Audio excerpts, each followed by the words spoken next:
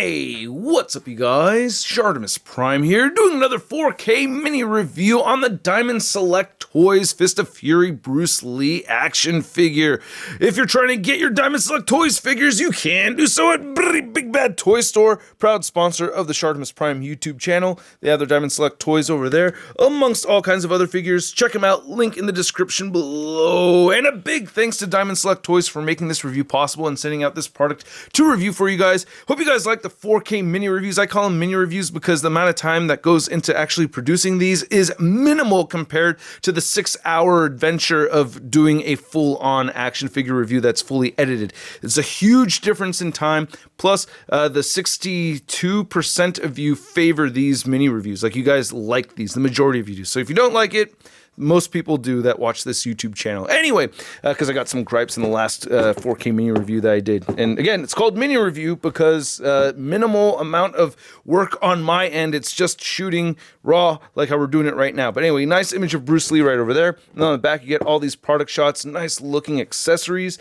And then the read up over here says, during the filming of the Green Hornet, Bruce Junfan Lee Su Long was also developing his own martial art, which he ultimately named Jeet Kune Do, translated the way of the intercepting fist. Bruce's art was steeped in a philosophical foundation and did not follow long-held martial traditions. Instead, it had its core it had at its core the ideas of simplicity, directness, and personal freedom. After the Green Hornet series was canceled, Bruce encountered resistance while working in Hollywood, and so he headed to Hong Kong to pursue a film career. In Hong Kong, he made 3 films, which consecutively broke all box office records and showcased martial arts in an entirely new way. Hollywood took notice of soon Bruce was making the first Hollywood/Hong Kong co-production with a film called Enter the Dragon. Ever heard of it? No? Oh, come on, go watch it. Unfortunately, Bruce Lee died in 1973 before Star Wars came out. Okay, that's not a good joke, but 1973, before this film was released. This film captured him to international fame.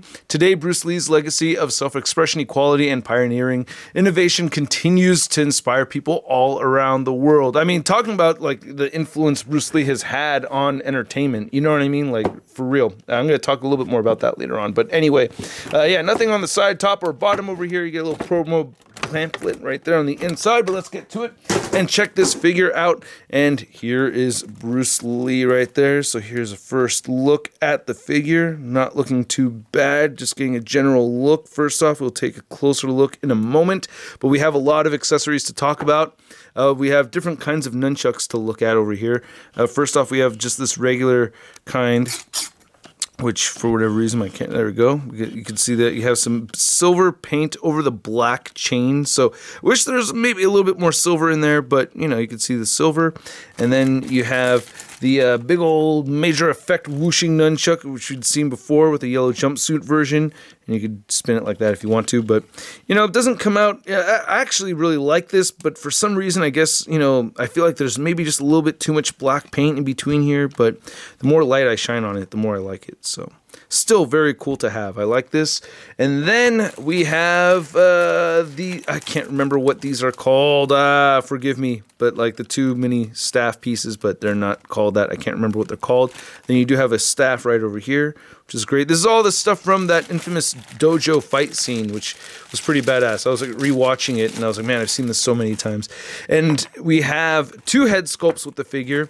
So and get a close look at each of these, and they both look really good. I like them. I mean, to me, they look like Bruce Lee. Okay, I'm sorry. I like the Bruce Lee sounds. My mom is a big kung fu fan. I mean, like, not hardcore where she'd like list off a ton of movies, but like whenever, what movie was it? The Matrix. She loved The Matrix because of all the kung fu. She's like, oh my God, it reminds me of the old movies I used to watch with my brother.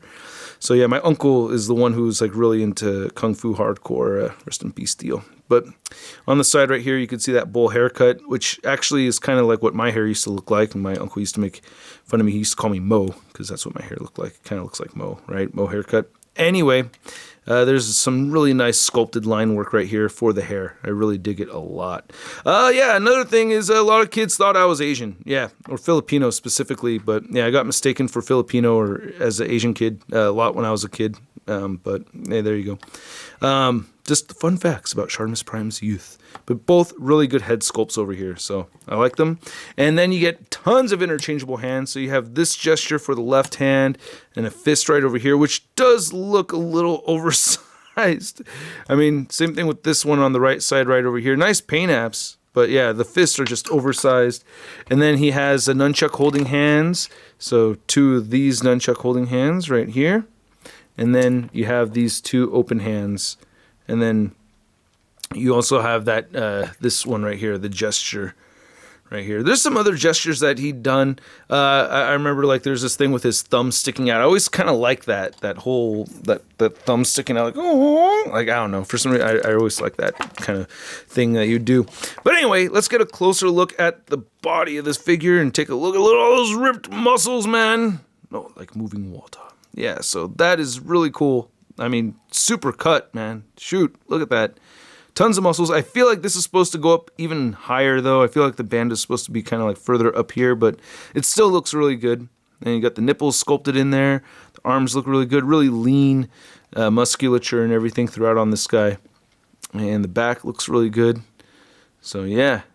Really awesome looking sculpt right here. Good paint apps. I like the black mixed in with the blue. That looks really good.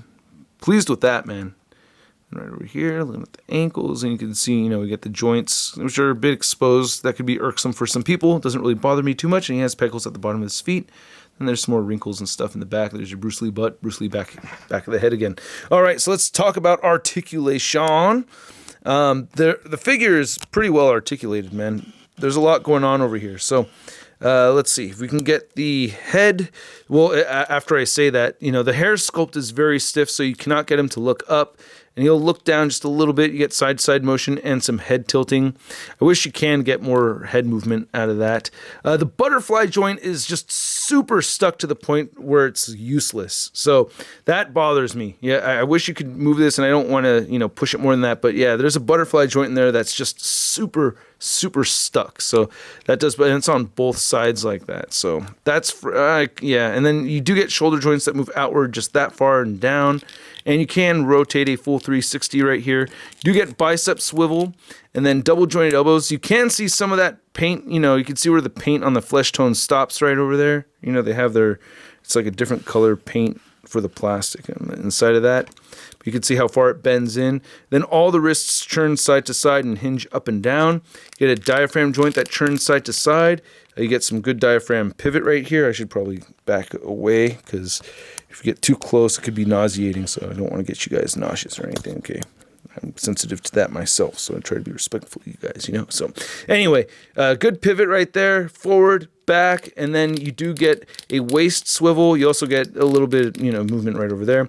The legs got loose on me pretty fast, but I do like the articulation. You do have a drop down thing right here at the hips, so I think that's awesome. I really love that you have that, so you can get the legs moving outward very far. You can almost do full-on splits. I mean, that's really good right there. I mean, you can't really ask for much more, but that's pretty awesome. So you can kick outward very far, and he will kick forward all the way. I mean, wow. That's just like in the movie, you can move his leg all the way up and back. You get the upper thigh cut right there. Single jointed knee, but it bends in pretty far for a single jointed knee, so can't complain too much about that.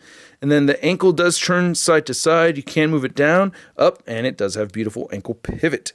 So let's get some measurements on this guy and a couple of comparisons, and I'll bounce out of here and get back to editing my fully edited review that's going up later today. All right, so let's see here. And yeah, when people complain about the, you know, when someone says something like, oh, I prefer your fully edited reviews over your 4K mini reviews, it's like, dude, me too. But the thing is like the time difference between making each one is just astronomical. There's like absolutely no comparison. The amount of time that I spend on one of these is just the tip of the iceberg. So just imagine a big old giant iceberg, and the very, very tip is just recording this. Anyway, measuring out this figure, you can see it stands just a little over 7 inches tall. And then for a Bruce Lee comparison, I do have Fist of Fury SH Figuarts Bruce Lee right over here, which is a very cool figure too. I've had this for a little while now.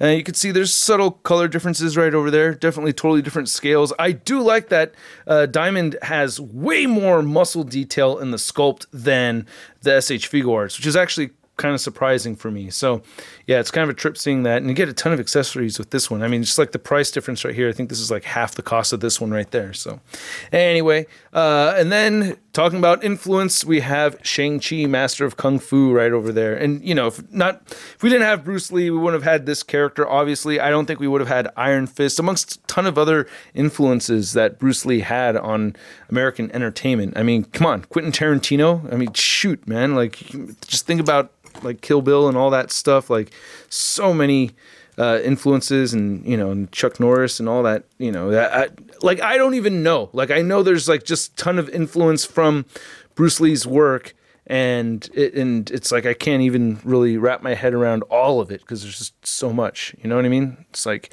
that time I got to meet when I got to meet Roy Haynes, and I was just thinking about on all the records that he's on, you know what I mean? Any of you jazz fans know who I'm talking about.